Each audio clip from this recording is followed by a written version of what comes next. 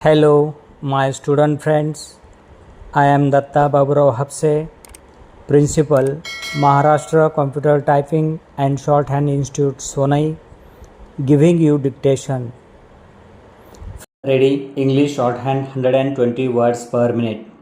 Start. Para.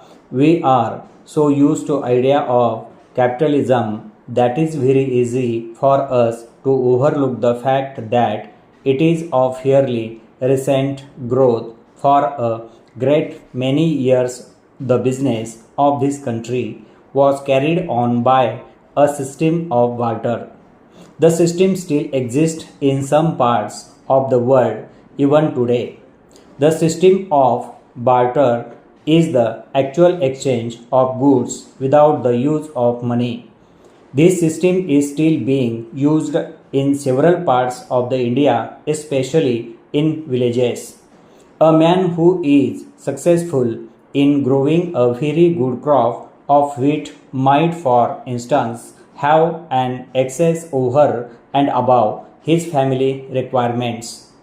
The claim of himself and his family would come first, of course, but if there was a surplus, he would try to dispose it off in return for something else that he wanted. There might perhaps be in his village another man who had been very successful with his cow in the same period.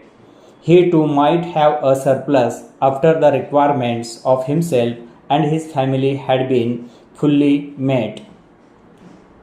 The two men would therefore be in a position to bargain.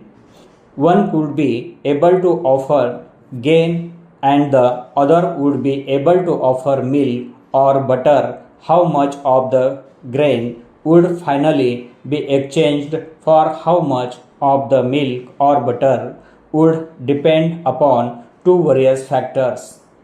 The first is the size of the surplus in each case.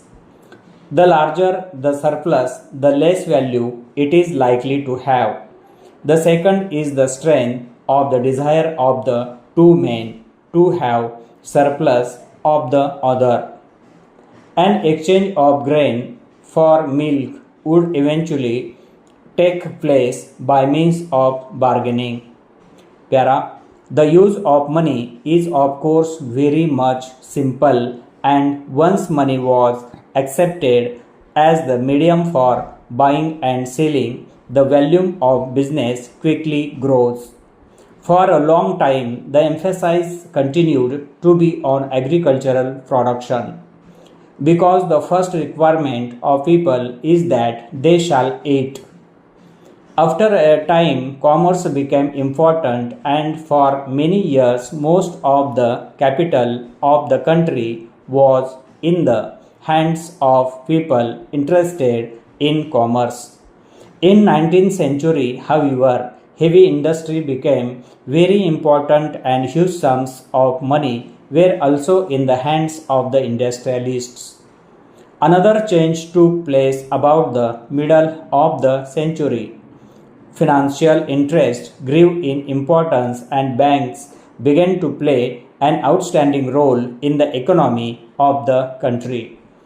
An enormous amount of capital was used to provide loans to businessmen. This period could perhaps be called the Golden Age. Para. Now, the bank have started playing a very important part in the development of the country.